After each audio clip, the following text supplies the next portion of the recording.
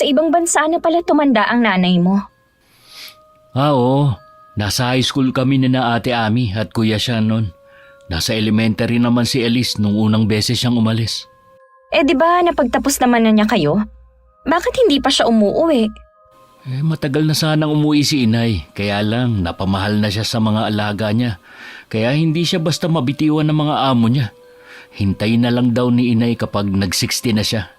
Di ba 60 na ang nanay mo? Oo, kaya nga uuwi na siya. Sakto naman na nakaplano na ang kasal natin. Ano naman ang sabi niya nung nalaman niyang magpapakasal ka na? Siyempre masaya siya. Nasa tamang edad na naman daw ako eh. Excited na rin akong makilala ang inay mo. Sana mabait talaga siya gaya ng kinikwento mo. Mabait si inay. Sigurado magkakasundo kayong dalawa. Nakasundo niya lahat na naging manugang niya. Ikaw pa kaya? Hindi ko lang maiwasan na kabahan sa nalalapit naming pagkikita. Normal lang ang nararamdaman mo. Pero ako na nagsasabi na wala kang magiging problema sa nanay ko.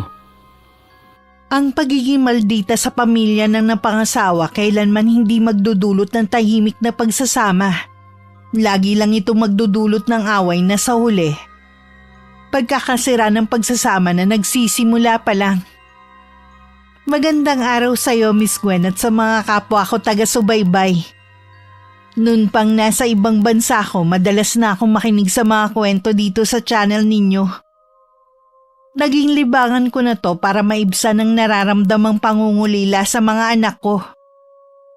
Hindi ko akalain na balang araw. Isa rin pala ako sa maeengganyo na sumulat sa inyo ng aking karanasan. Dati akong OFW sa Hong Kong at nung nag-60 ako, pinayagan na akong umuwi dito sa atin ng naging amo ko. Ang ikukwento ko ay tungkol sa manugang ko. Tawagin niyo na lamang akong Nanay Irma. Tubong Isabela at may 4 na anak. Kasalukuyang nasa 65 ang edad. Malakas at wala pang anumang iniindang sakit sa katawan. Ang pag-aalaga sa mga apo ang pinagkakaabalahan ko at pakikinig sa channel niyo. Nay, pasensya na po kung hindi ako nakasama sa pagsundo sa inyo sa airport ha. Ayos lang, anak. Sinabi naman ng mga kapatid mo na tumawag kang araw at sinabing may emergency sa bahay ng nobya mo. Kumusta na pala siya? Okay naman po siya ngayon. Hindi naman siyang isinugod namin sa ospital, kundi ang isa sa kasama niya sa bahay. Ganun ba? Kailan ko ba makikilala ang nobya mo, iho? Kapag okay na po yung kasama niya. Kwentuhan mo na lang muna ako tungkol sa kanya. Mabait po si Jane at pang-4 siya sa magkakapatid. Siya na lang ang walang asawa sa kanila. Yung mga magulang niya? Mababait din po sila at tanggap ako. Nabanggit pala ni Elise na mas matanda sa iyo si Jane ng 2 taon? Opo, pero wala namang kaso yun eh. Nasabi ko lang naman. Ang importante naman sa akin nagmamahalan kayo. Mahal po talaga namin ang isa't isa. Kaya nga nagplano na agad kami na magpakasal. Sabihan mo lang ako kung kailan tayo mamamanhikan sa bahay ni na Jane, ha? Nay, hindi na po kailangan yan. Ang ibig ko pong sabihin, masyado pong formal yan eh. Hindi na uso. Ha? Mas maganda nga yun para makaharap ko rin ang mga magulang niya. Para maramdaman nila na malinis ang intensyon mo sa anak nila. Sige, sasabihan ko po si Jane. Bata pa lang ang mga anak ko nang mamatay sa atake sa puso ang kanilang ama. Pareho kami may trabaho nun kaya naitataguyod namin ang 4 naming anak. Katulad ng ibang lalaki, mahilig din uminom si Ben. Minsan pag uwi ko galing trabaho, nadatnan ko siyang umiinom kasama ng mga kaibigan.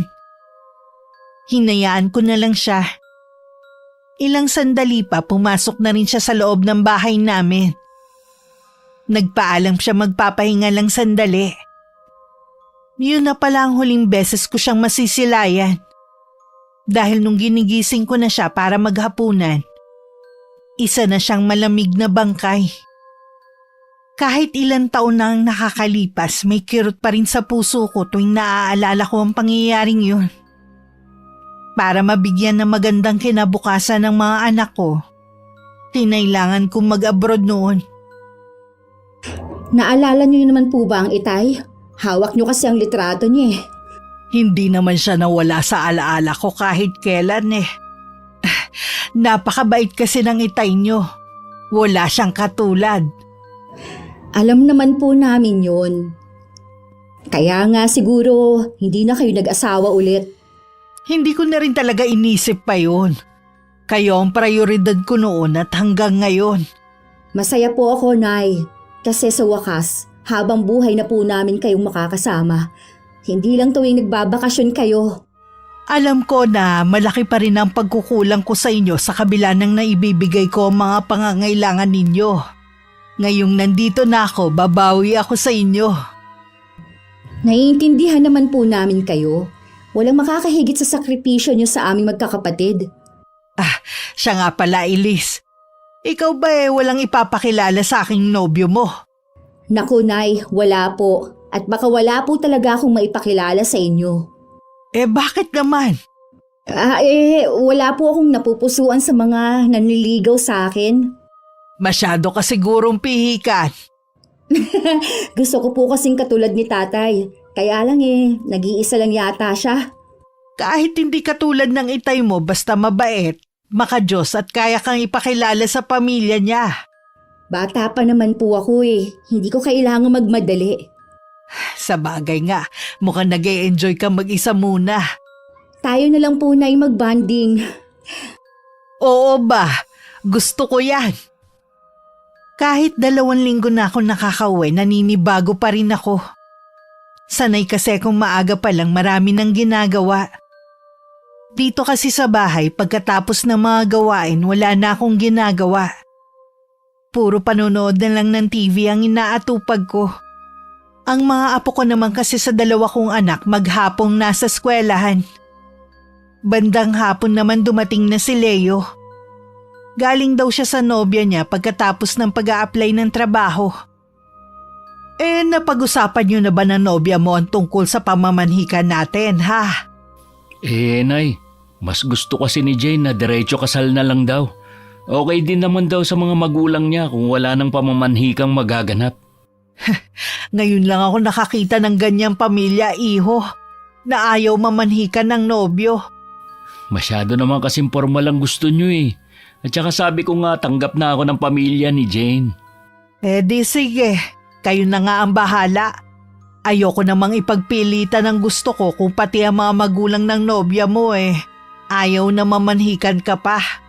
Nay, sana naman huwag kayong magtatampo. Hindi ako nagtatampo. Hindi ko lang kasi maiwasang magtaka Siguro pag-usapan na lang natin ang tungkol sa plano ng kasal nyo. Napag-usapan na rin namin ni Jane ang detalye ng kasal. Wala nang dapat pag-usapan kundi ang ilalabas na lang na pera. Ganun ba?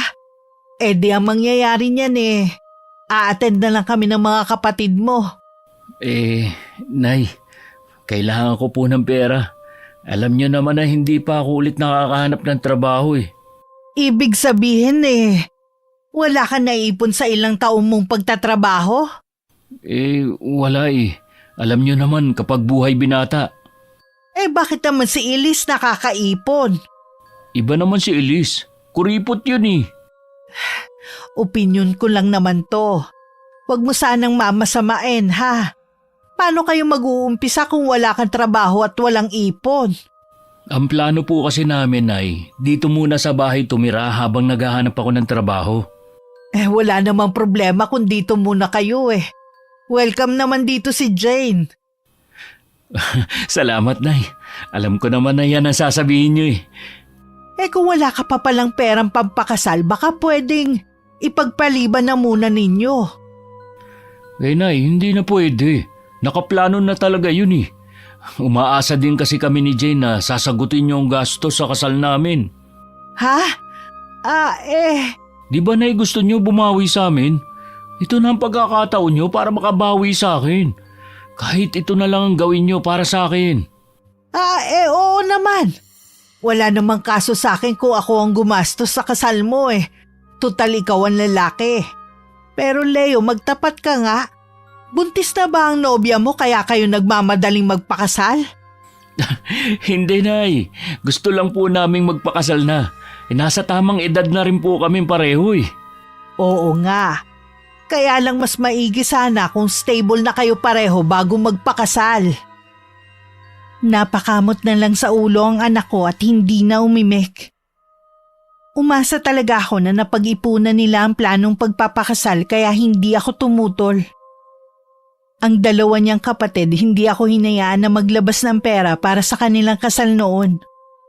Dahil napaghandaan nila kaya yun din ang inaasahan ko kay Leo.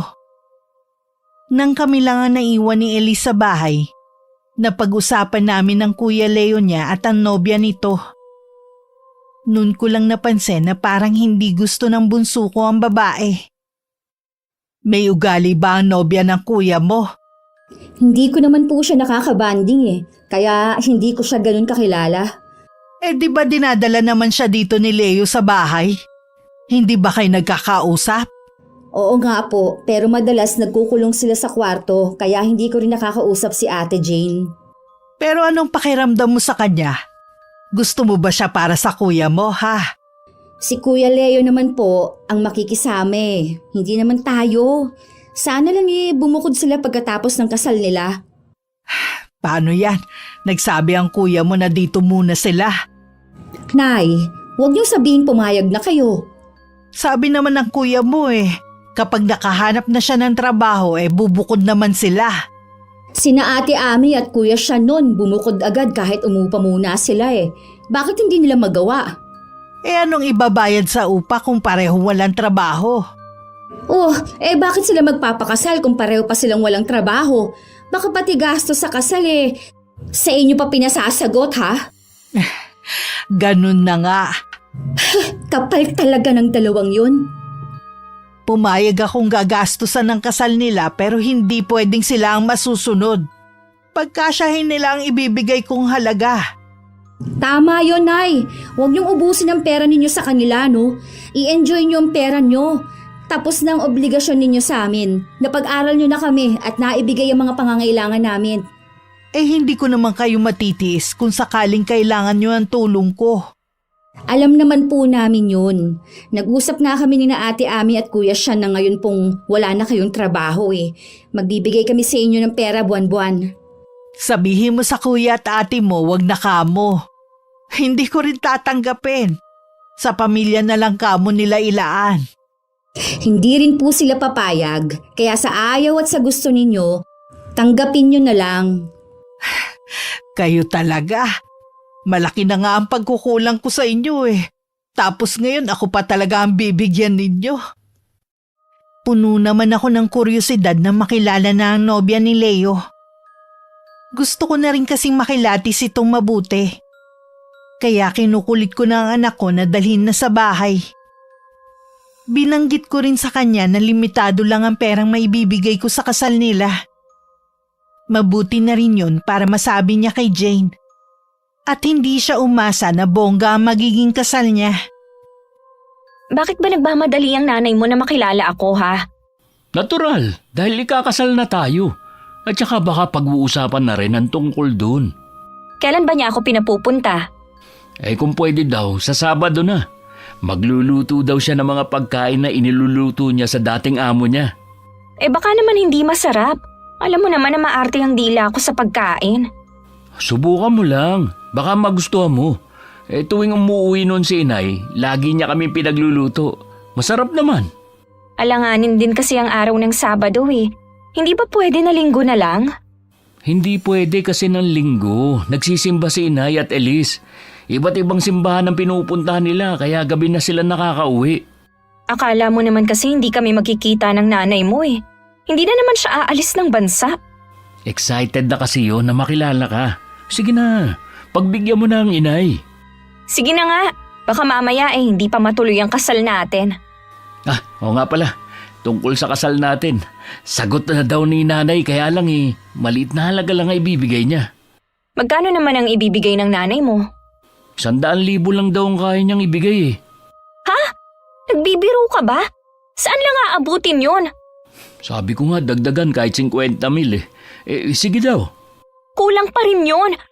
Baka naman magbibigay ang mga kapatid mo. Wala silang sinabi na magbibigay. Nung ikasal nga sila, hindi rin ako nag-ambag kaya malabo yun.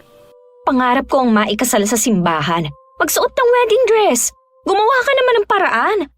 May bibigay ko naman ang gusto mo pero kailangan natin maghintay. Gusto ko na ngang ikasal dahil 30 na ako. Pwede namang civil wedding na lang eh. Sina Kuya Sean at Ate Ami nga, sa West lang dahil mas pinili nila na maging praktikal. Sila yon, igagaya mo naman ako sa kanila eh. Nagmamadali ka eh. Wala nga tayong ipon pareho. Naubos na ang pera ko sa inyo. Sinusumbatan mo ba ako ha? Hindi naman sa ganun. Kaya lang naubos na nga ang pera ko. Halos 1 taon din akong walang trabaho tapos puro tayo gastos. Kaya nga 'di ba ang plano, pagtapos ng kasal sa inyo tayo titira para wala tayong gagastusin. Okay naman na yung kay nanay. Ewan ko lang kay Elise. Para kasing ayaw niya sa'yo eh. Wala naman akong pakialam sa kapatid mo kung ayaw niya sa akin. Basta pumayag na ang nanay mo. Pero dapat makisama ka sa kapatid ko. Siya ang gumagastos sa bahay ngayon eh. Ano, mas malaki naman ang sahod niya kahit nung may trabaho ka pa. Dapat lang na siya yung gumastos, no? O paano? Sa Sabado ha? Susunduin na lang kita dito ng mga 10:00 ng umaga. Oo na. Sana lang wala akong biglaang lakad. Natuwa naman ako dahil makikilala ko na rin sa wakas si Jane sa Sabado. Nakaplano na rin ang mga bala kong lutuin para sa kanya. Sinabihan ko na rin ang 2 kong anak na sa bahay na magtanghalian. Magdadala rin daw sila ng tig-isang putahe. Biyernes ng hapon lumabas ako para mamili na. Nagpapasama ako kay Leo pero masama daw ang pakiramdam niya. Bakit ba ang tagal yata ni Inay? Malapit nang dumilim ah. Kanina pa ba siya umalis? Hapon na siya lumabas ng bahay eh. Sabi ko nga dapat maaga pa lang umalis na siya. Dapat kasi sinamahan mo na siya. Baka naninibago yun sa pag-grocery niya. Masama nga ang pakiramdam ko. Hindi halata sa'yo. Kanina ka pa puro cellphone dyan habang kumakain. Kung nag-aalala ka kay Inay, di sundan mo siya. Kita mo ang kararating ko lang galing trabaho at hindi ko rin alam kung saan siya nag-grocery. Di tigilan mo ng pag-aalala mo dyan. Kanina ka pa Baka nakakalimutan mo. Kaya namimili si Inay para sa nobya mo na darating bukas. Pasalamat ka nga, pinaghahandaan kayo ni Inay. Wala na kayong gastos, hindi mo pa siya matulungan. Huwag mo nga ako masumbat-sumbatan ha. Si Inay nga walang sinasabi. Ikaw naman ang dami mong kuda. Paano kasi? Mula nang makilala mong girlfriend mo, nag-iba na ang ugali mo. Paano nag-iba? Kita mo? Kahit ikaw, hindi na napapansin ang biglang pagbabago dyan sa pag-uugali mo. Akala mo lang yun, pero hindi ako nagbabago. Talaga? Bakit hindi ka na naghanap ng trabaho? Mas gusto mong laging nakadikit sa babaeng yon?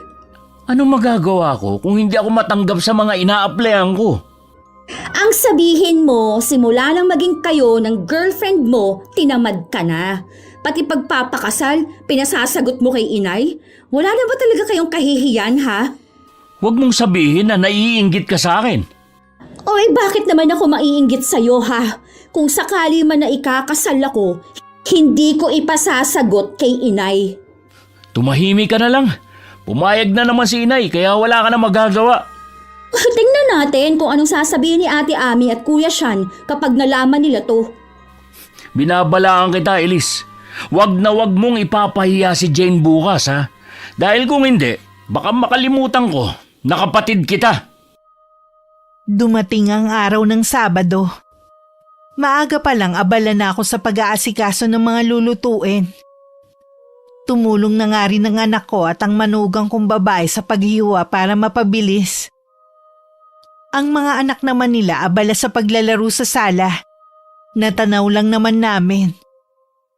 Ilang sandali pa nagpaalam na si Leo na susunduin ng nobya. Si Elise naman maaga pa lang umalis na. May mahalaga lang daw siyang gagawin kasama ng katrabaho. Hindi rin daw sigurado kung makakauwi para sa tanghalian. Pasado 12:00 na nang dumating sina Leo at Jane. Nagbeso-beso naman kami ng nobya niya at niyaya ko na silang kumain. Dahil maliit lang ang mesa, ang iba sa sala na lang naupo at hinayaan na kaming tatlo sa hapagkainan. Natutuwa ko, Iha, na pinaunlakan mo ko na dito kumain ng tanghalian. Ang kulit po kasi ni Leo eh. Nahihiya kasi akong humarap sa inyo. Bakit ka naman mahihiya? Malapit na kayong ikasal ni Leo. Ituring mo na akong pangalawa mong ina. Salamat po, Nay. Tama pala si Leo, no? Ang bait ninyo. Sabi ko naman sa'yo, makakasundo mo ang nanay eh. Kumain ka pa, Iha.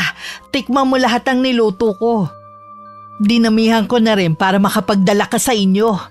Sana naman makilala ko mga magulang mo. Medyo abala po kasi sila ngayon eh. Kaya baka matagalan pa bago nyo sila makilala. Ano bang pinagkakaabalahan ng mga magulang mo? Nag-aalaga po sila ng mga anak ng mga kapatid ko. Ganun ba? Pero sana maisingit na nila na makilala ko sila ng personal. Huwag po kayong mag-alala. Makikilala nyo rin sila bago kami ikasal. Tungkol nga pala sa kasal ninyo. Pasensya na kayo kung yun lang ang nakalaan na budget, ha? Wala na po ba talagang ilalaki pa yun? Baka kasi kulangin. Plano ko po kasi nasa simbahan ikasal. Dalaga naman ako. Hindi naman siguro masama kung pangarap kong maikasal sa simbahan. Kasya naman yun, Iha, kung sa simbahan nyo balak magpakasal. Yun nga lang simple lang talaga. Yun nga lang po, hindi magiging bongga katulad ng kasal ng mga kakilala ko. Alam mo, Iha, ang dalawa kong anak sa West lang ikinasal. Ang importante naman kasi, ang panghabang buhay na pagsasama. Nagbabakasakali lang naman po ako kung mapagbibigyan nyo kami. Kung gusto nyo pala ng bonggang kasal, dapat noon pa lang nag-ipon na kayo. Yung mga anak ng kakilala ko, hindi na sila umaasa sa mga magulang nila. Iba naman po sila. Hindi nyo kailangan na ikumpara kami sa kanila. Baka akala mo, Iha, marami akong pera. Dahil matagal ako nagtrabaho sa abroad. Ang tanging yaman na masasabi ko, yun na pagtapos ko ang mga anak ko at naipagawa ang bahay na ito. Wala akong malaking baon na dala. Plano pa nga ng 3 kong anak, bigyan ako buwan-buwan ng panggastos Naiintindihan ko naman po kayo. Kung wala talaga, hindi naman ako mamimilit. Salamat naman, Iha, at nauunawaan mo ko. Nang matapos ang tanghalian, niyaya ko muna sa sala si Jane at marami akong tinanong sa kanya. Napansin ko lang na hindi siya mapakali at halata ang pag-iwas niya sa mga tanong ko. Hindi ko tuloy maiwasang pagdudahan siya. Ilang sandali pa nagpaalam na si Leo na ihahatid na ang nobya. Baka raw kasi hinahanap na sa kanila. Napansin ko na hindi niyo masyadong kinakausap si Jane. Pinapakihirapan naman po namin siya na maayos Sapat na po yun. Oo nga, Nay. Siya nga, hindi man lang kami binate kahit noon Para kaming hangin na dinadaan-daanan lang noon. May ugali pala ang babaeng yun. Opo, Nay. Sila yun naman po ang makikisama sa kanya hindi naman kami. Nay, sana naman po huwag kayong pumayag na dito sila titira. Kung hindi ko sila papayagan na dumito, saan naman sila titira? Hayaan nyo na po sila sa pamilya ng babae makipisan. Ayoko sanang sabihin to sa inyo, Nay. Iba na ang ugali ni Leo. Totoo yan, Nay. Ayaw lang namin na magkaroon kayo ng problema. Siguro kailangan kong kausapin ng masinsinan ng kapatid nyo. Baka nga hindi makakabuti sa kanya ang babaeng yun. Sa uli, pagsisihan niya ang pagpapakasal. Isa pa, Nay, pare-pareho kami ng nararamdaman. Mabigat ang dugo namin sa babaeng yun. Mahirap pong baliwalain ang ganitong kutob. Ang totoo niyan ganun din ang pakiramdam ko kay Jane. Para bang meron pa siyang tinatagong ugali. Naisip ko na tama naman ang mga anak ko. Hindi pwedeng baliwalain na lang namin ang kutob na nararamdaman namin. Baka babala rin kasi yun para pigilan namin ang planong kasal ng dalawa. Labis tuloy ang pag-aalala ko ngayon kumpara nung nasa abroad pa ako. Samantala, hindi muna umuwi sina Leo at Jane. Dumaan muna sila sa park kung saan sila madalas tumambay. Ayaw din kasi nilang may makarinig sa pag-uusap nila. Sabi ko sa'yo mabait si Inay, di ba? Oo, mabait nga. Kumpara sa mga kapatid mo. Huwag mo na lang silang pansinin. Hindi naman sila ang pakikisamahan mo Kaya lang hindi ko nagustuhan ng ideya na tinitipid ng nanay mo ang kasal natin. Kasya naman na yun. Siguro bonggahan na lang natin ang suot mong wedding dress. Tapos sa mga bisita simple lang ang damit nila. Malalapit na kamag-anak at kaibigan lang ang imbitahan natin. Alam mong malaking pamilya kami. Gusto kong imbitahin yung mga kamag-anak na hinamak ang pagkatao ko. Yung mga taong akala hindi ko na mararanasan na ikasal sa simbahan. Kalimutan mo na kasi sila. Ang importante naman, magkakasama na tayo habang buhay. Mahalaga din naman sa akin yan. Pero importante rin sa akin na maipamukha sa mga kamag-anak namin ang ginawa nila sa akin. Ayoko naman pilitin si Inay. Baka mamaya umurong pa yun. Hindi ko pa naman hawak ang pera. Baka mga kapatid mo pwede silang mag-ambag. Kilala ko ang mga yun. Hindi sila magbibigay sa akin. Ang dadamot naman pala nila. Mga professional pa naman sila, hindi naman maaasahan. Si Nanay lang ang maaasahan natin. Talaga bang walang pera ang nanay mo? Para kasi hindi lang kapanipaniwala Tagal niya kaya sa ibang bansa. Ayaw niya lang siguro na maubos ang pera niya. Siyempre nga naman, wala na siyang trabaho dito. Aanhin pa ba niya ang pera kung wala na naman siyang pagkakagastosan? Mahirap din naman kasi kung mauubusan siya. Paano kung magkasakit siya bigla? Hindi naman siguro siya pababayaan ng mga kapatid mo. Wala na akong magagawa kung yun lang ang kaya niyang ibigay. Ayoko na mamilit pa. Kainis naman. Minsan na nga lang ako ikakasal, hindi pa bongga. Ayaw mo naman kasi maghintay para makaipon pa tayo. Kung maghihintay pa tayo, baka lalo na akong hindi maikasal. Di pagkasyahin na lang natin. Huwag mo nang imbitahan yung mga kamag-anak na nagmamaliit sa'yo noon. Baka masira lang ang kasal natin. Naghintay ako sa pag-uwi ni Leo. Pero maghahating gabi na hindi pa siya umuwi. Kinabukasan naman napasukan ko siya sa kwarto niya na natutulog pa. Plano ko na sa pag-uwi na lang namin siya kausapin. Sa malapit lang naman kami magsisimba ni Elise. Bahala ko rin kasing dalawin ang puntod ng nanay ko. Siya kasi ang pinag-iwanan ko nun sa mga anak ko. Nasa huling taon na sa kolehiyo si Elise nung mamatay ito sa edad na 71. Nalulungkot din ako dahil hindi ko man lang siya nakita at nayakap bago siya na maalam. Pagkatapos mag-alay ng dasal, umuwi na rin kami ni Elise. Pumapatak na rin kasi ang ulan. Pagdating namin, nasa sala lang si Leo habang hawak ang cellphone. Anong oras ka na nakauwi kagabi? 2:00 na po na madaling araw. Hinihintay nga kita kagabi dahil gusto kitang makausap Tungkol po saan? Kanino pa ba di sa inyo ni Jane? Sigurado ka na ba sa kanya, iho? Oo naman ay. Nagmamahalan kami ni Jane at kasal na lang po ang kulang sa pagsasama namin. Iba kasi ang kutob ko sa kanya kung talagang mahal ka niya, dapat marunong siyang makisama. Marunong naman po siya makisama. Maayos naman po ang pakikiharap niya sa inyo. Ang mabuti pa, iho. Pag-isipan mo muna yung plano mong pagpapakasal sa kanya. Iba talaga ang kutob ko kay Jane Alam ko na may tinatago siyang ugali. Nay naman, hindi po pwede na hindi ituloy ang kasal namin. Marami na nakakaalam. Hindi naman sa hindi itutuloy pero maghintay pa kayo kahit 1 taon. Napakatagal pa po noon. Nagmamadali kayo wala nga kayong sariling pera. Nakikiusap ako sa inyo. Maawa na kayo, Nay. Kailangan matuloy ang kasal namin. Ano bang meron sa babaeng yun at patay na patay ka? Mahal ko po si Jane.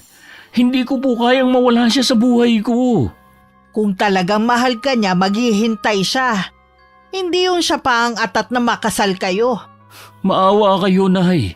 Huwag niyo namang gawin sa akin to. Pasensya na, iho, pero buo na ang pasya ko na hindi ibigay sa inyo ang pera. Kung hindi kayo sang-ayon, di kayo mismo ang gumastos sa kasal nyo. Parang natalo sa sugal ang naging itsura ni Leo. Laylay ang balikat at nangingilid pa ang luha sa mga mata. Umiwas na lang ako ng tingin para hindi ako makaramdam ng awa. Sa tagal na hindi ko sila nakasama, hindi ko nalubusang kilala ang pag-uugali nila. Hindi ko akalain na ang pilyong anak ko noon, papailalim lang sa isang babae. Hindi rin sumabay sa hapunan si Leo kaya pinuntahan na siya ni Elise sa silid niya. Ano ba ang problema? Bakit hindi ka sumabay sa amin kumain? Wala akong gana eh. Hanggat maaari sana ang gusto ni Inay, sama-sama tayong kumain para makabawi siya sa mga panahon na hindi natin siya nakasama. Sa wala akong gana, ano magagawa ko? Kaya ka ba nagkakaganyan dahil hindi ka pinayagan ng Inay na magpakasal? Siguro merong sinabi sina Kuya Sean at Ate Ami, kaya biglang nagbago ang isip ng inay. Tama lang ang naging desisyon ni Inay, no? Hindi tama na ang daming hiling ng babaeng yun, wala naman kayong sariling pera. Bakit ba kasi kayo nakikialam sa akin, ha? Noong nagpakasal sina Kuya at Ate, wala naman silang narinig sa akin na pagtutol Matitino at mababait ang napangasawa nila. Kita mo nga marunong makisama. Hindi katulad ng girlfriend mo na halata naman sa galaw ng mga mata na merong itinatago. Hindi naman kayo makikisama kay Jane kundi ako. Balak mo nga siyang itira dito di pakikisamahan pa rin namin. Si Jane ang buhay ko. Hindi ako papayag na hindi matuloy ang kasal namin. Di tuloy nyo. Pero huwag kayong umasa na gagasasan namin ang kasal nyo, no? At hindi rin kayo pwedeng makitira dito. Kayo masasama ang ugali at hindi si Jane. Porke wala lang tinapos yung tao, akala nyo kung sino na kayo? Alam mo na hindi kami tumitingin sa katayuan ng isang tao. Meron lang sa kanya na hindi namin maipaliwanag. Alam ko, balang araw, ilalabas din niya ang tunay niyang ugali. Sana lang, hindi pa huli ang lahat. Ilang araw na akong iniiwasan ni Leo. Kapag nasa bahay siya, lagi siya nagkukulong sa kwarto. Sa hapon naman umaalis siya at tulog na kami ng kapatid niya kapag dumarating. Sabi ni Elise, hayaan ko na lang daw. Pero hindi naman ako mapalagay. Baka kasi kung ano ang gawin niya. Wala tayong magagawa kundi maghintay. Hindi pwede. Nasabi ko na sa mga kamag-anak namin na ikakasal na ako. Baka kapag pinatagal pa natin, iisipin lang nila na nangangarap lang ako ng gising.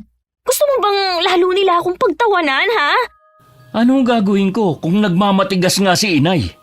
Kahit kailan talaga napakahina mo. Ikaw naman kasi, pinamalita mo na agad sa mga kamag-anak mo. Sana sinabi mo na lang kapag ilang araw na lang kasal na natin, para sigurado. Huwag mo na nga akong sisihin. Sakit na nga ulo ko Pwede naman tayong magpakasal pero yung kaya lang ng budget natin. Yun nga lang, hindi tayo mag-iimbita ng mga bisita kahit kamag-anak. Hindi ako papayag na hindi maikasal sa simbahan. Ay, bahala ka na nga mag-isip kung paano matutuloy ang plano mo. Pagod na ako Ano ba kasi ang inaayawan sa akin ng nanay mo at nagbago ang isip niya? Hindi ko alam. Basta nasulsulan siya ng mga kapatid ko. Kahit kailan talaga kontrabida yung mga kapatid mo sa buhay natin Kaya nga May naisip akong paraan para mapapayag ang nanay mo. Ito ang sabihin mo sa kanya kaya kailangan na natin magpakasal. Para hindi mainip sa bahay, bumili ako ng mga halaman na itatanim ko sa mga pasong nabili ko. Tirik na ang araw ng mga sandaling yun. Tagaktak na rin ang pawis ko pero desidido akong tapusin ang paglilipat ng mga halaman sa paso. Balak ko kasing bumili ulit bukas ng iba't ibang halaman. Nay. O Leo, ikaw pala. May kailangan ka ba? May gusto po sana akong sabihin sa inyo. Kung tungkol pa rin sa kasal, hindi na magbabago ang isip ko. Nay, kaya gusto na namin magpakasal ni Jane kasi buntis po siya. Ayaw niya pong ipaalam sa mga magulang niya. Ano? Totoo ba yan, Leo? Opo, kaya nga hindi na kami makapaghintay. Bakit hindi mo sinabi agad? Nahihiya kasi kami ni Jane Kaya nagkalakas na ako ng loob na magsabi kasi baka mahalata na ang tiyan niya ng mga magulang niya. Tsaka napupunan na nila na lagi siyang tulog. Ayoko naman makaagrabyado ka. Siguradong hindi ito magugustuhan ng ama mo kung nabubuhay pa siya. Ibig po sabihin payag na kayo? Oo na, ihanda nyo na ang mga kakailanganin nyo. Salamat, Nay. Tatawagan ko po si Jane ngayon. Sigurado matutuwa yun. Ikinasal ang dalawa sa simbahan. Kahit minadali ang kasal, maganda pa rin naman ang kinalabasan. Ako at mga anak ko lang ang dumalo dahil nasa malayong probinsya naman ang mga kamag-anak namin. Samantala, napakalaki pala ng pamilya ni na Jane. Halos nasa 50 lahat sila. Habang ikinakasal ang dalawa, bigla ako napatingin sa kanang bahagi ng simbahan na malapit sa exit.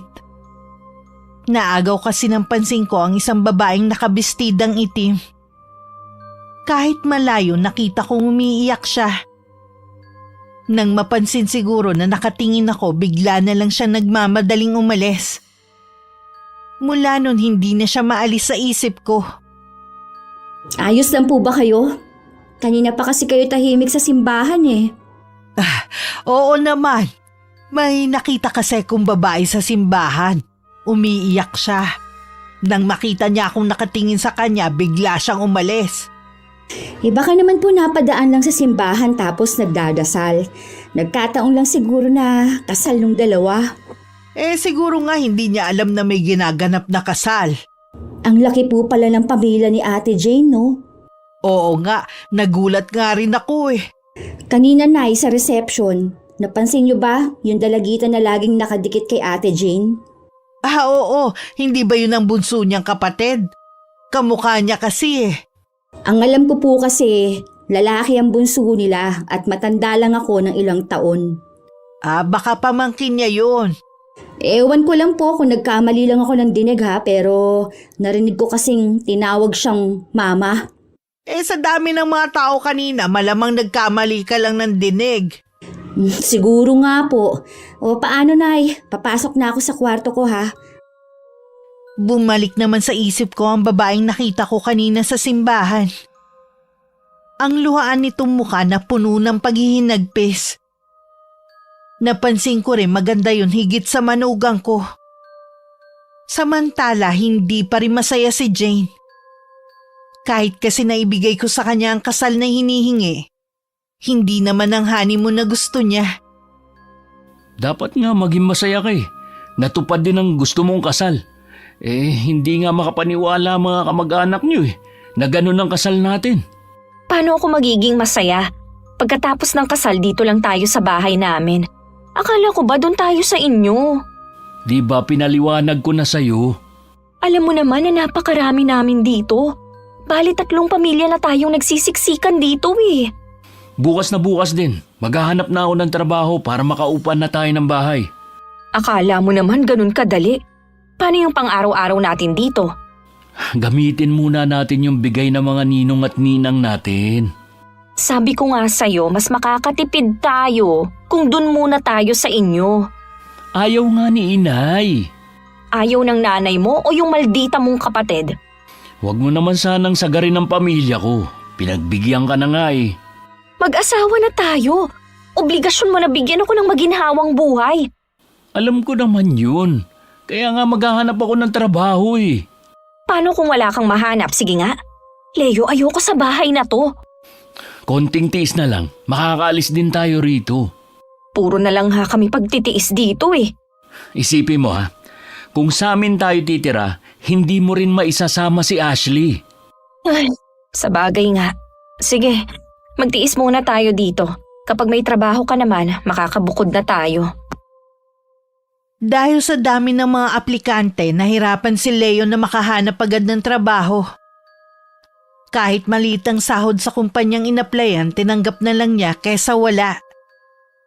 2 buwan pa lang silang mag-asawa, marami na silang pinagtatalunan. Madalas kasing umuwi si Leo na walang makain. Samantalang siya halos ang gumagastos sa bahay na yon. Kaya naman napilitan na silang lumapit sa amin. Naawa naman ako nang makita ko ang itsura niya na payat at nangangalumata.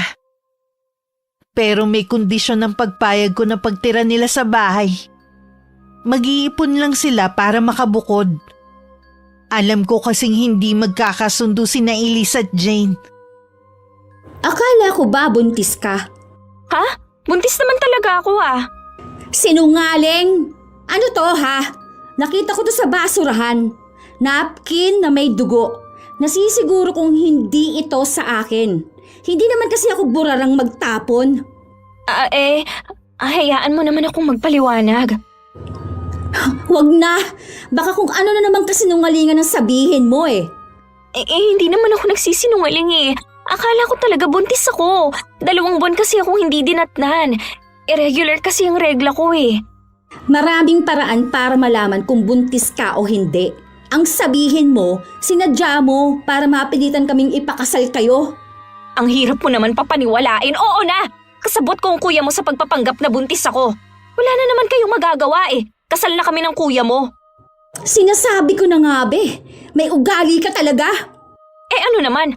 Lahat naman ng tao may sama ng ugali. Kahit ikaw, alam ko may sama din ng ugaling itinatago. Pero hindi naman tulad mo na manloloko. Lumayas na kayo dito ni Kuya Leo. Hindi kami aalis dito ni Leo. Mag-asawa na kami. Wala kayong karapatan sa bahay na to. Mag-impake ka na at bumalik ka na sa pinanggalingan nyo. Elise, bakit mo pinapalayas ang asawa ko? Sabay pang napalingon ng dalawa kay Leo at sa akin nakasunod lang na dumating ng anak ko. Nang makita nga ako ni Jane, mabilis siyang tumakbo papasok ng kwarto nila. Lumapit naman sa amin si Elise at agad na nagsumbong sa nalaman. Kita naman ang pamumutla ni Leo at hindi makatingin sa akin. Paano mo nagawang lokohin kami, Leo? Patawarin niyo po ako, Nay. Sa akin kayo magalit, wag na kay Jane. Wala naman siyang kasalanan eh. Ako nagkumbinsi sa kanya na magpanggap na buntis. Hindi ako makapaniwalang kaya mo tong gawin. Patawarin niyo ako, Nay. Desperado na talaga ako eh. Paano pa kita pagkakatiwalaan kung sinira mo ng tiwala namin sa'yo? Intindihin niyo naman, nagmamahal lang ako. Ngayong may lamat na ang samahan natin. Sa tingin ko hindi na kayo pwedeng tumira rito. Nay, patawarin niyo na kami. Huwag niyo naman kaming paalisin dito. Wala na kaming pupuntahan eh. Imbis na kasi umamin at magpakumbaba si Jane, inaway pa ang kapatid mo. Kilala niyo naman si Elise. May ugali din siyang hindi maganda kaya pinatulan siya ng asawa ko. Huwag mo nang sisihin ang kapatid mo. Hindi aabot sa ganito kung hindi kayo nagsinungaling. Sinabi ko naman po yung dahilan ko eh. Hindi pa rin katanggap-tanggap ang dahilan mo. Nagmahal din naman ako at ang mga kapatid mo pero kahit kailan hindi nila nagawa manloko. Nakikiusap ako. Huwag niyo muna kaming paalisin ngayon. Wala pa kaming naiipon. Sige, bibigyan ko pa kayo ng isa pang pagkakataon. Kapag nakapag-ipon na kayo, umalis na kayo ng asawa mo sa bahay na to. Sinamahan naman ni Leo ang asawa para humingi ng tawad sa akin. Pero pakiramdam ko hindi naman taus-puso ang paghingi ni Jane ng tawad. Tinanggap ko na lang para matapos na ang usapan. Tuloy pa rin naman ang ginagawa namin ni Elise na pagbisita sa iba't ibang simbahan. Nang araw na yon medyo malayo ang pinuntahan namin. Kaya malalim na ang gabi nang makauwi kami. Tulog na ang mga kasama namin sa bahay. Kinabukasan nagising ako sa tili ni Elise. Nagulat kasi siya sa paglabas ng isang dalagita sa banyo namin. Oy, bakit hindi ka makasagot? Ano ang ginagawa ng batang niya sa bahay natin? Sinundo kasi namin kahapon si Ashley sa kanila. Nagpapunta ka dito nang hindi man lang nagpapaalam sa amin ni Inay? Muntik na akong atakihin kanina nang lumabas siya sa banyo ah. Pasensya na. Hindi ko naman alam na maaga siyang babangon eh. Sino nga pala maghahatid sa kanya pa uwi? Kasi dito muna si Ashley. Nagpatira ka na lang dito na hindi man lang nagsasabi sa amin? Wala ka na ba talagang respeto sa amin ha, kuya? Kahit man lang sana sa nanay natin. Magtapat ka nga, sino ang batang yan? Bakit kailangan mo siyang patirahin dito? Nay, anak po siya ni Jane sa pagkadalaga. Ayaw kasing malayo ng bata sa kanya eh. Sabi ko na nga be, hindi ako nagkamali ng dinig sa tinawag ng batang yun sa asawa mo. Mag-ina nga talaga sila. Hanggang kailan ba matatapos ang kasinungalingan yung dalawa? Ano pa tinatago nyo? Sabihin mo na ngayon para isang bagsakan na lang. Wala na po, Nay. Wala na kaming tinatago. Ano bang nagustuhan mo dyan sa asawa mo, ha?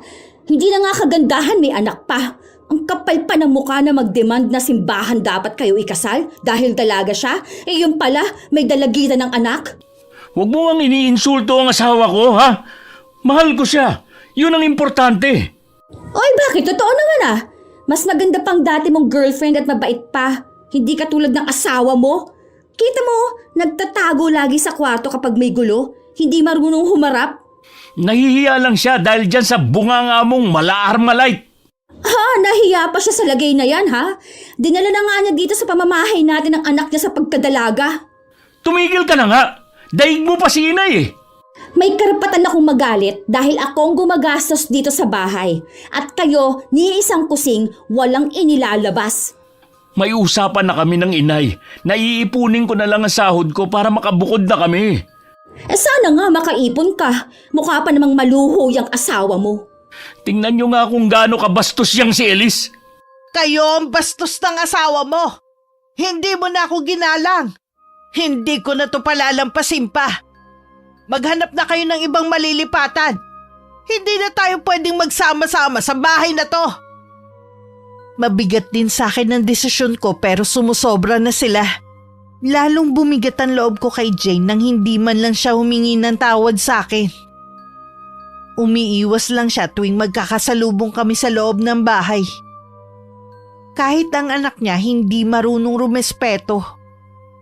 Lagi rin silang umaalis na mag-ina at sumasabay na lang sa pag-uwi ni Leo. Akala ko naghahanap na sila ng malilipatan. Minsan narinig ko na naman ang pagtatalo nila ng anak ko. Maaga kasi akong nakauwi galing palengke. Siguro naman nakahanap na kayo ng malilipatan. Hindi naman kami naghahanap eh. Kaya paano kami makakakita? Eh bakit ang sabi ni inay araw-araw kayo umaalis? Yun ba? Nagpapalamig lang kami sa mall. Ang init kasi dito sa bahay eh. Mas magastos kung lagi kayo nakatambay sa mall. Baka maubos ang ipon ni Kuya Leo nang hindi pa rin kayo nakakahanap ng malilipatan. Ang totoo niyan, ubus na talaga. Kaya baka hindi kami makaalis agad o di kaya dito na kami habang buhay natitira. Hindi ako papayag na habang buhay tayo magkakasama sa bahay namin. Kung ayaw mo kaming makasama, edi ikaw na lang ang umalis at mangupahan. Total kaya mo naman dahil malaki ang sahod mo. Alam ko na noon pa na may ugali ka na. Hindi ko lang alam na mas masahol pa pala sa inaasahan ko. Eh ano ngayon kung may ugali ako? Wala akong pakialam sa inyo basta kaming dalawa ni Leo ang nagmamahalan. Eh wala ka naman palang pakialam eh. Eh di umalis na kayo at bumukod. Hindi ka naman marunong makisama eh. Ayoko nga sabi eh. Ang sarap ng buhay namin dito. Walang gastos at solo lang namin ang anak ko ang sahod ni Leo. Tapos sisirain mo lang? Ang kapal na mukha mo. Kaya ka siguro hindi pinakasalan ng ama ng anak mo eh no? Dahil dyan sa ugali mo. Lahat na yata ng kakapalan nasa iyo na. Wala akong pakialam kung ano man ang ibato mo sa akin. Basta ako, pinakasalan sa simbahan. Ang mga kapatid mo, hindi naranasan na ikasal sa simbahan.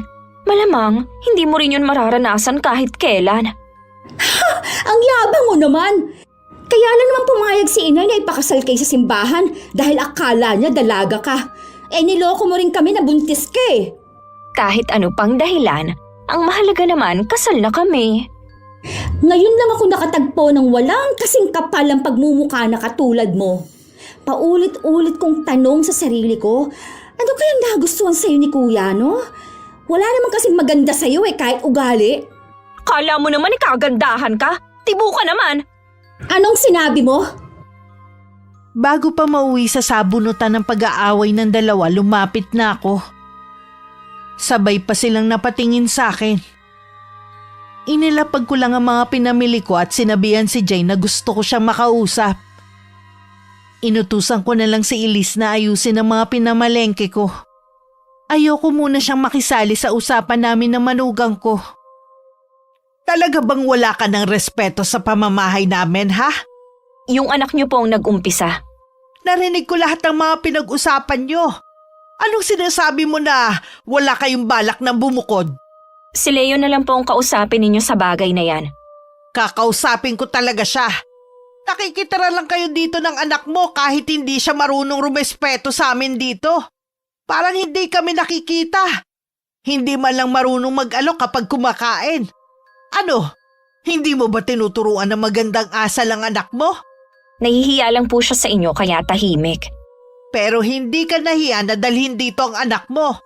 Alam ko po na masama ang tingin niyo sa akin. Pero sana naman tignan niyo rin kung anong pagkatao ng anak niyo. Ano naman ang tungkol kay Elise? Hindi niyo ba alam na nakikipag-date yan sa kapwa babae? Nakakadiri. Akala mo kung sinong malinis? Subukan mo ulit insultuhin ang anak ko. Ako mismo ang magpapalaya sa inyo rito. Nagsasabi naman ako ng totoo. Tomboy ang anak ninyo. Matagal ko nang alam yan. Alam niyo po? Oh, bakit nagulat ka? Nanay niya ako. Kaya natural lang na alam ko. Sabi po kasi ni Leo, posible na hindi niyo alam. Ako pa ba ang hindi makakaalam? Nasa abroad pa lang ako, alam ko na yan. Kaya subukan mo ulit na insultuhin ang pagkatao ng anak ko. Mananagot ka sa akin. Pasensya na po, Nay. Hindi na mauulit. Maghapon na hindi lumabas ng kwarto si Jane at anak niya. Umiiwas naman sa akin si Elise. Alam kong nahihiya siya sa akin. Binigyan ko muna siya ng oras para makapag-isip. Hindi ko naman talaga alaman tungkol sa pagkatao niya. Sinabi ko lang yung kay Jane para pagtakpan siya. Nang dumating si Leo, nagmano lang siya at saka pumasok na sa loob ng kwarto nila. Dinig naman sa labas ang pagtatalo nila mag-asawa. Bakit kasi kailangan mo pa yung sabihin sa kapatid ko, ha? Napikon na kasi ako sa kanya eh. Akala ko wala pang alam ang nanay niyo kaya bala ko siyang ibuko. Makaganti man lang sana. Imbis na kasi pakisamahan mo sila, bakit ba ikaw pa ang matapang? Masama bang ipagtanggol ko ang sarili ko, ha? Kung ano-anong sinasabi sa akin ni Elise eh. Intindihin mo na lang sana. Alam mo naman na may kasalanan tayo sa kanila eh. Kahit ba nagsinungaling tayo sa kanila, wala na naman silang magagawa eh. Kasal na tayo. Tanggapin na lang nila ako sa pamilya nyo. Dapat kasi, hinuhuli mo ang loob nila, hindi yung inaaway mo pa sila. Bakit ka ba ganyan magsalita sa akin ngayon? Dati naman lagi kang sumasang-ayon sa akin ah. Hindi sa lahat ng oras kakampihan kita. Pamilya ko na ang kinakalaban mo eh. Alam ko may nangyari sa inyo. Tumingin ka sa akin. Ano bang ginagawa mo? Bitiwan mo nga ako. Bakit hindi ka makatingin sa akin ng diretsyo? Dati naman ako lang ang tinitingnan mo ah. Ay, lalabas muna ako. Kanina pa ako nagugutom. Hindi mo man lang ba kami tatanungin ang anak ko kung kumain na ba kami? Anong oras na? Bakit hindi pa kayo naghahapunan? Hindi naman kasi kami inaalok ng nanay mo eh. Paano kami lalabas? Hindi naman kayo bisita dito eh. Dapat kumikilos na lang kayo. Sumunod na lang kayo sa akin. Nang pumunta si Leo sa kusina, sinundan ko siya. Napansin ko ang parang balisa niyang anyo. Mailap din ang mga mata niya. Palagay ko hindi lang siya pagod sa trabaho. Merong bumabagabag sa kanya. Bilang ina, nararamdaman ko yung kahit matagal ko silang hindi nakasama. Nasabi na siguro sa'yo ng asawa mo.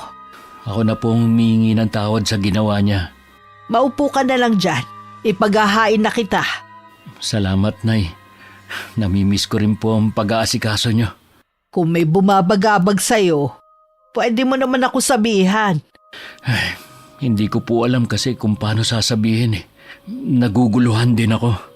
Subukan mo sabihin sa akin, baka may paliwanag ko kung ano ang gumugulo sa'yo. Nagkita po kami ng dati kong girlfriend kanina. Aksidente lang naman. Hindi ko alam kung anong nangyari pero bigla na lang ako nawalan ng malay. Alam ko nakakatawa eh pero Hindi ko alam kung ano nangyari sa akin.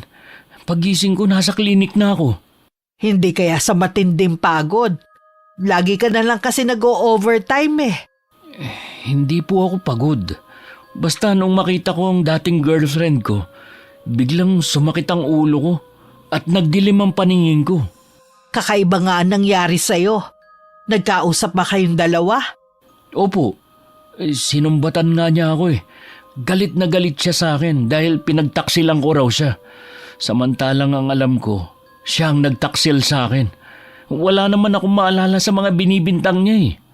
Ibig sabihin wala ka maalala sa mga nangyari noon? Wala po, Nay. Kapag pinipilit kong alalahanin, sumasakit lang ang ulo ko. Hindi ka ba na-aksidente noon? Hindi, Nay. Di sana merong nagsabi sa inyo. Tapos na naman kayo ng dati mong nobya. Ilaan mo na lang ang oras mo sa asawa mo. Kalimutan mo na ang nangyari noon. Hindi ko rin kayang ipaliwanag ang nangyayari kay Leo. Kahit ako medyo naguguluhan sa kwento niya. Bigla rin sumagi sa akin ang babaeng nakita ko sa simbahan noon. May posibilidad na siya ang dating nobya. Nang mga sumunod na araw, balisa pa rin si Leo. Hindi ko naman siya makausap dahil laging nakadikit sa kanya ang asawa. Kaya si Elise na lang ang kinausap ko. Kung tungkol po sa sinabi ni Ate Jane na Hindi tungkol doon ang pag-uusapan natin. Kung hindi ka pa handa, pwede naman sa ibang araw natin yun pag-usapan eh. tungkol po ba saan? Tungkol sa Kuya Leo mo at sa dati niyang nobya. Bakit ba sila naghiwalay? Nurse po si Ate Kimberly. Okay naman po sila at kasundo namin lahat. Bukod po kasi sa maganda na, mabait pa. Kaya nagtataka kami kung bakit siya ipinagpalit ni Kuya sa asawa niya ngayon eh. Sabi niya na nagtaksil daw yun. Yang sabi naman ni Ate Kimberly, si Kuya ang nagtaksil. Wala daw kasi maalala ang kuya mo sa mga nangyari.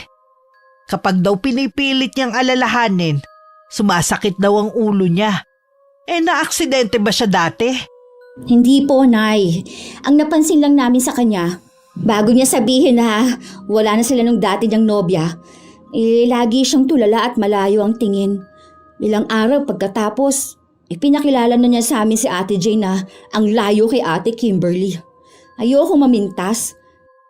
Pero kung makikita niyo lang ang dating girlfriend ni Kuya, mukha talagang artista.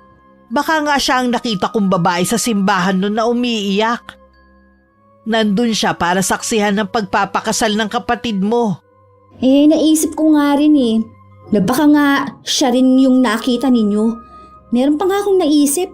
Naging biruan na namin to ni na Kuya Sean at Ate Ami. Baka po daw ginayuma si Kuya Leo ng asawa. Posible nga yang iniisip mo. Kung basta na lang siya na in love kay Jay nang walang dahilan, maaaring ginamitan siya ng orasyon para mabaling sa kanya ang pag-ibig ng kuya mo. Ano pong gagawin natin, Nay? Kailangan makawala si Kuya sa gayuma ng asawa niya. Magtatanong tayo sa isang manggagamot para malaman ng totoo. Dahil sa hinala namin, lalong bumigat ang dugo ni Elise kay Jane. Kinausap din niya ang dating nobya ni Leo. Napag-alaman nga namin na basta na lang daw naging malamig ang pakikitungo sa kanya ng anak ko. Kahit nga raw ang dalaga naguguluhan sa inasal nito noon.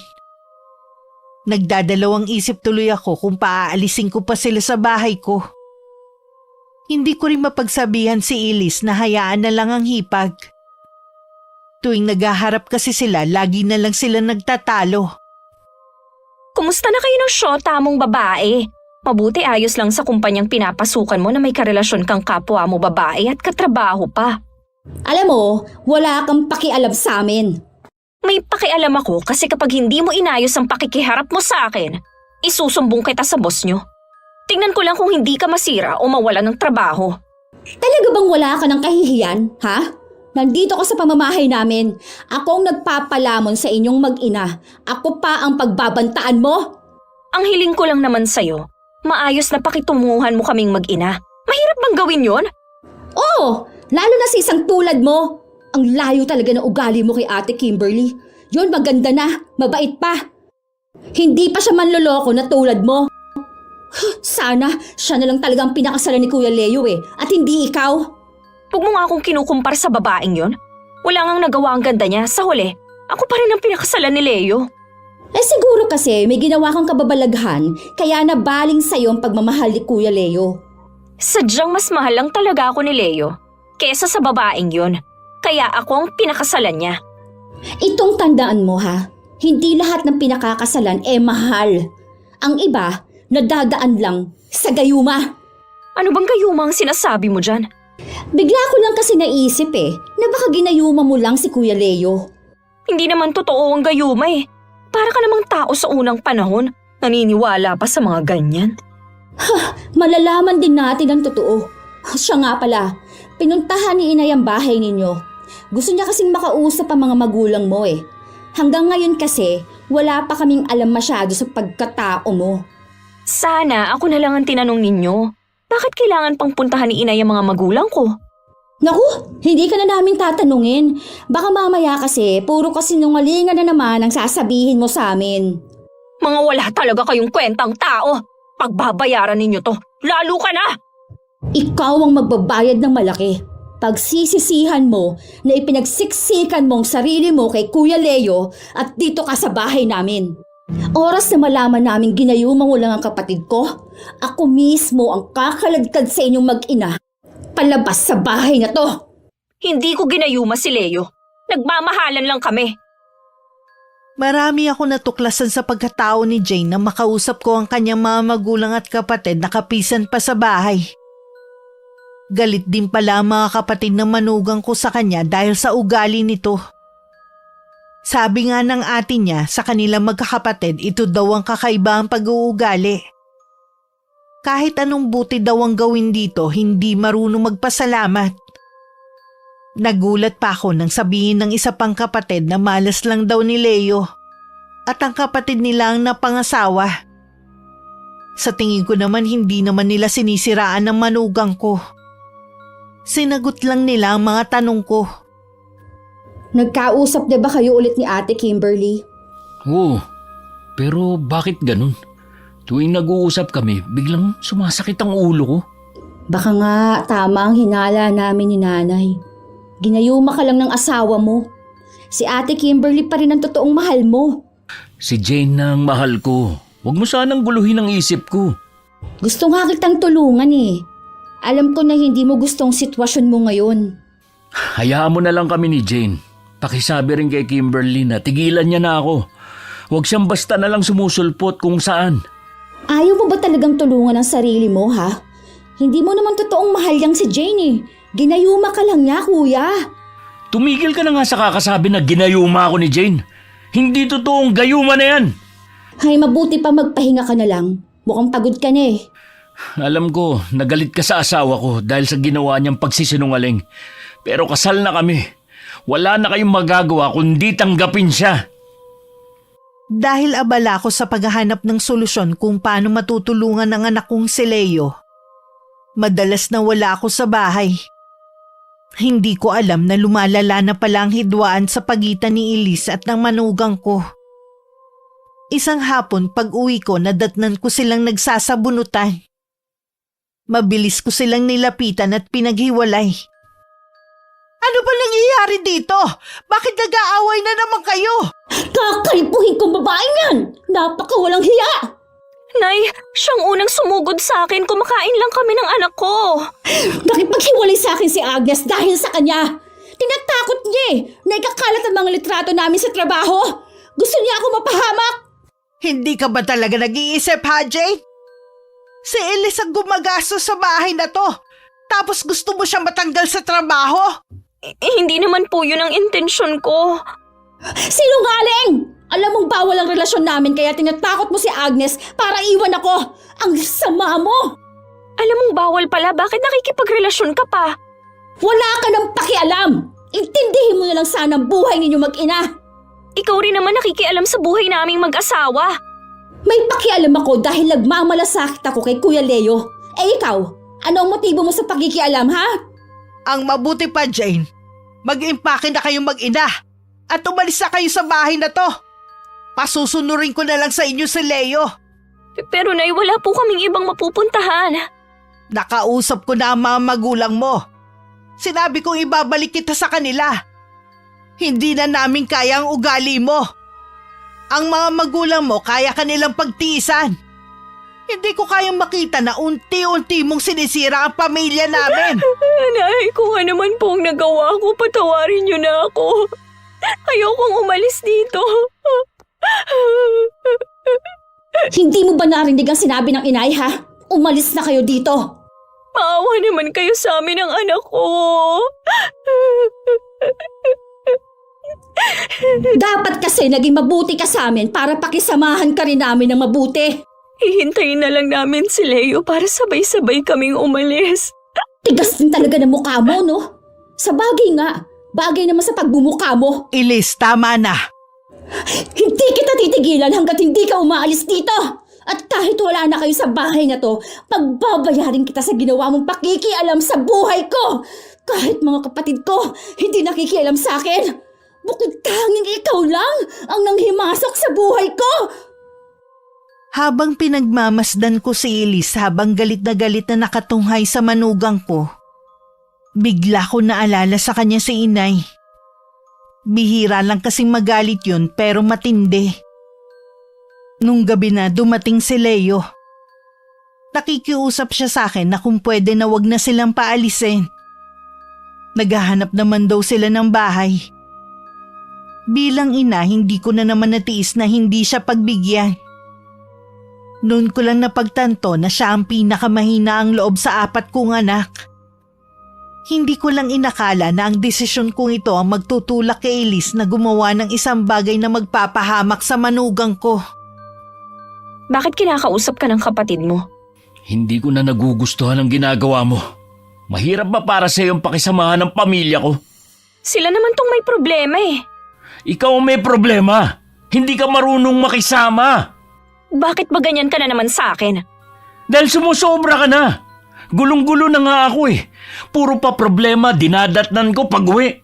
May problema ba sa trabaho? Wala akong problema sa trabaho. Naguguluhan lang ako sa mga sinasabi nila sa akin. Sino ba ang tinutukoy mo? Sabihin mo nga, paano ba tayo nagkaroon ng relasyon, ha? Bakit sabi ni Kimberly, inagaw mo lang ako sa kanya? Nakikita kayo ng dati mong girlfriend? Totoo ba lahat ng mga sinasabi nila sa'yo, ha? Bakit tuwing aalalahanin ko nakaraan, kumikirot ang ulo ko? Ang mabuti pa, mahiga ka na lang muna at hihilutin ko ang ulo mo. Ayoko. Mas gusto ko munang mapag-isa. Saan ka pupunta? Gabi na. Hayaan mo na muna ako. Kailangan kong mag-isip. Mula ng gabing yun, hindi na ulit umuwi si Leo. Labis na kami nag-aalala ng mga kapatid niya. Nireport na rin namin ang pagkawala niya sa mga pulis. Araw-araw kami naghahanap sa kanya pero walang makapagsabi kung nasan siya. Pinuntahan na rin namin siya sa trabaho. Pero hindi na rin daw siya pumapasok. Nasa bahay pa rin namin si Jane at ang anak niya. Larawan din sa mukha nito ang pag-aalala. Malaki na nga rin ang nabawas sa timbang nito dahil laging walang ganang kumain.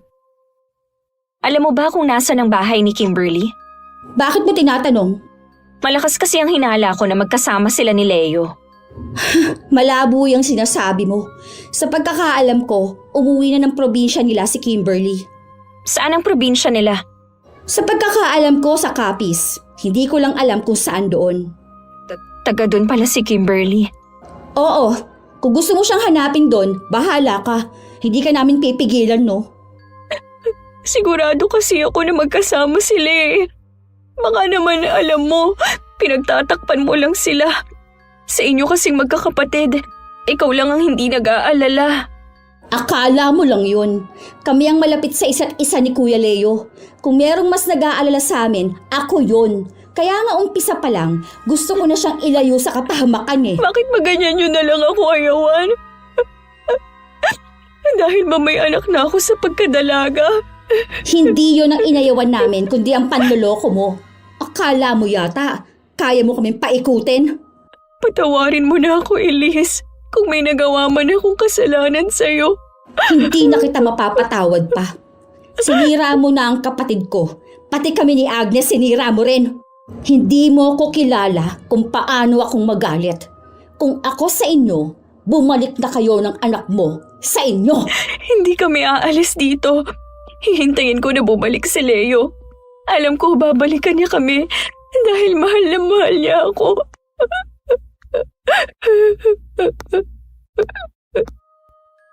Nang mga oras na yun, parang gusto kong lapitan si Jane para aluin. Pero nagpigil ako dahil ayokong sumama ang loob sa akin ng anak ko. Tingin ko sa kanilang dalawa, si Elise na ang nagiging kontrabida. Punong-puno kasi ng puot ang tingin niya sa manugang ko. Nang mga sumunod na araw, nagpaalam si Elise na dun muna siya sa lumang bahay ng lola niya. Hindi naman ako nag-isip ng ano paman. Malapit naman talaga siya sa aking ina dahil siya ang nag-alaga sa kanya noon. Naisip ko rin na yun ang makakabuti para hindi sila laging nag-aaway ni Jane. O ano nangyari sa'yo? Bakit namumutla ka? Kagabi pa po masama ang pakiramdam ko eh. Uminom ka na ba ng gamot? Opo, kaya lang hindi po ata hiyang sa akin. Meron akong gamot dito. Baka tumalab to sa'yo. Salamat po. Wala po yata si Elise. Kahapon ko pa siya hindi nakikita. Doon daw muna siya sa dating bahay ng lola niya. May balita na po ba kay Leo? Wala pa nga eh. Hinihintay ko nga si Sean. Nagpasama kasi siya sa kaibigan niyang pulis sa paghahanap kay Leo. May palagay po ako na magkasama si Leo at ang dati niyang girlfriend. Eh bakit mo naman nasabi yan? Nabanggit niya po kasi yun nung gabing bago siya mawala. Baka nga magkasama po sila ngayon. Magtapat ka nga sa akin. Magsabi ka ng totoo kahit ngayon lang. Ginayuma mo ba si Leo para mapaibig sa'yo? Inagaw mo lang ba siya sa kanyang nobya? Patawarin niyo po ako, Nay. Totoo nga kung ganon. Anong uri ng gayuma ang ginawa mo sa anak ko? Sa pamamagitan po ng paglalagay ng laway sa pagkain niya na sinabayan ko ng ritual. Dahil sa ginawa kong yun, nakuha ko ang loob, puso at buong isipan niya. Pero tingin ko, nawawala na ang bisa ng gayuma. Hindi ko po alam kung bakit. Alam mong ano man ang kinuha sa maling paraan, may balik na karma. Maaaring panandalian mong nakuha ang puso ng anak ko. Pero dumating na ang hangganan. Kaya ko lang naman po nagawa yun dahil mahal ko na siya. Sa unang kita ko pa lang sa kanya. Tandaan mo, hindi ka rin magiging masaya. Dahil nakuha mo sa panggagayuma ang anak ko at may nasaktan kang tao. Sana po makita na natin siya para makahingi ako ng tawad sa kanya.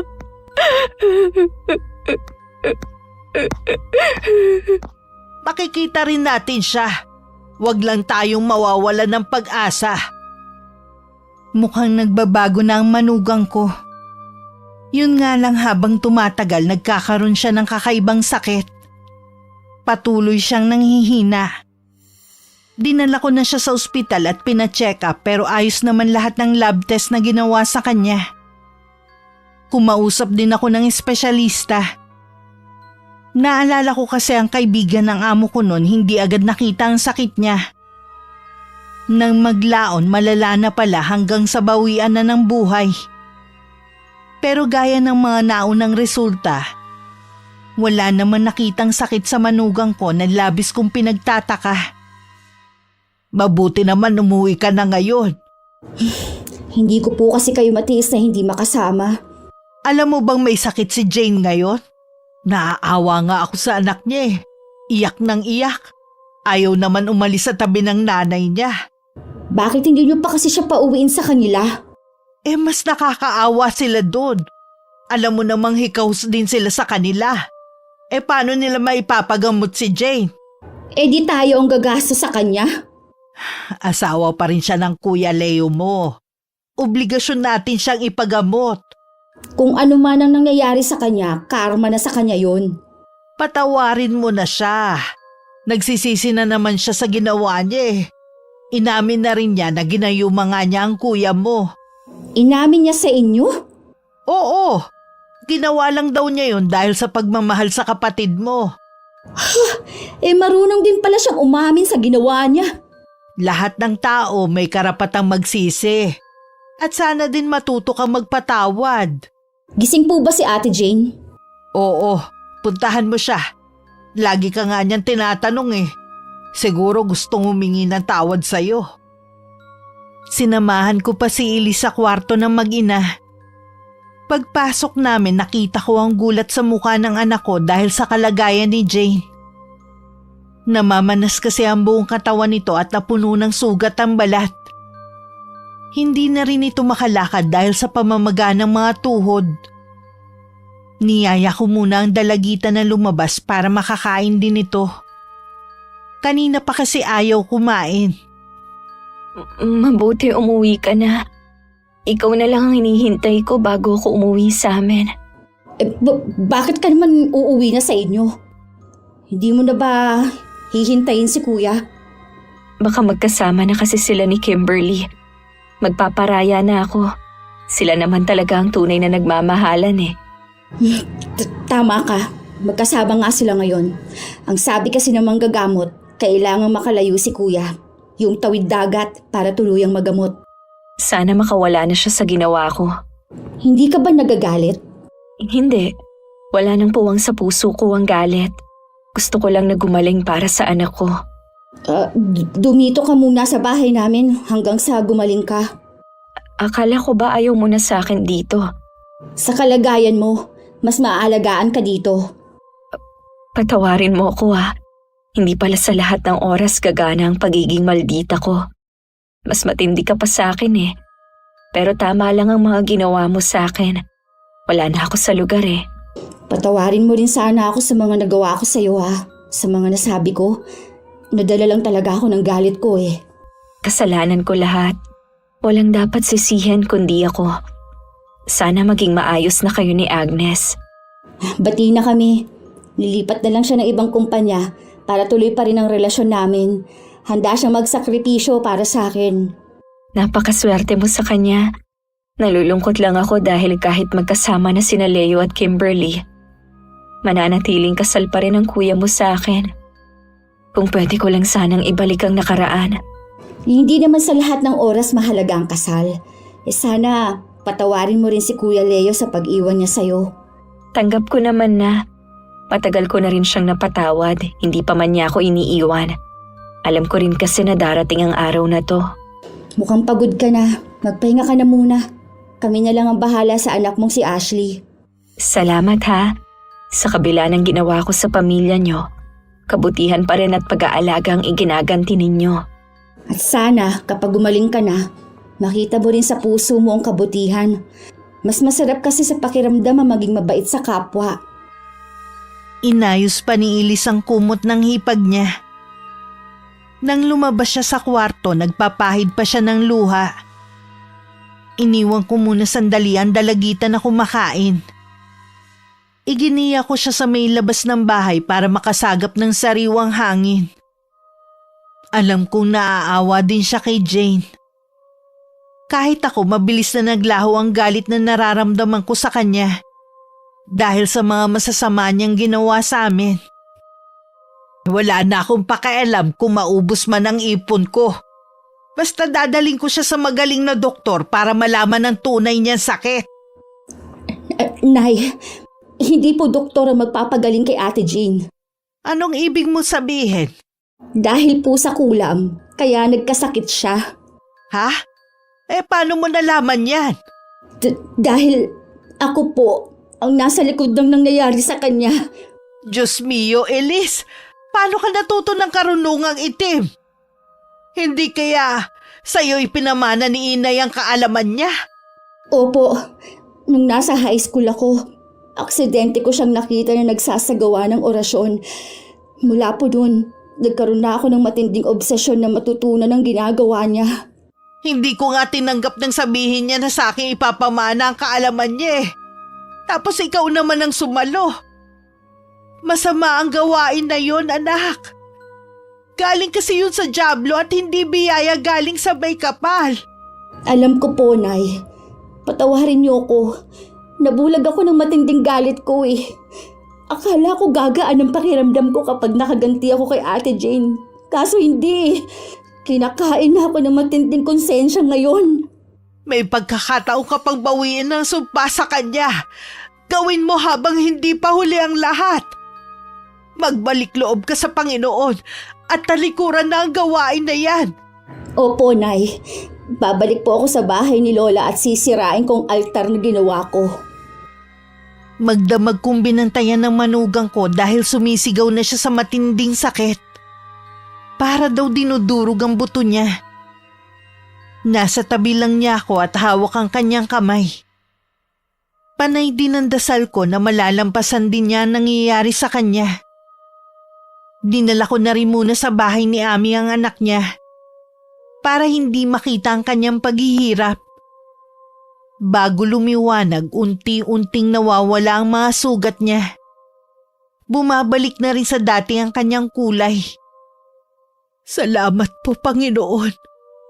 Natapos na rin ang paghihirap ni Jane. Ilang buwan pang tumira sa amin si Jane at ang anak niya. Tinulungan din siya ni Elise na makahanap ng trabaho. Sa ngayon, nakabukod na ang mag-ina at tahimik na namumuhay. Si Leo naman hindi pa nagpapakitang muli. Pero madalas siyang tumawag sa amin. Nagkausap na rin sila ni Jane sa cellphone at nagkapatawaran na. Walang imposible sa pagpapatawad basta buong pusong pagsisisihan ng mga nagawang kasalanan. Lagi may liwanag pagkatapos ng mahabang gabi. Gaya ng pangyayari sa buhay namin ng mga anak ko, na mas nanaig pa rin ang kabutihan at kapayapaan. Sa kabila ng masamang idinulot ng ginawa ni Jane, mas pinili namin na magpatawad at tulungan siya makapagsimula. Maraming salamat, Miss Gwen, sa pagbibigay ninyo ng pagkakataon na mabasa at marinig ng mga taga-subaybay ninyo ang kwento ng karanasan ng buhay ko. Wakas,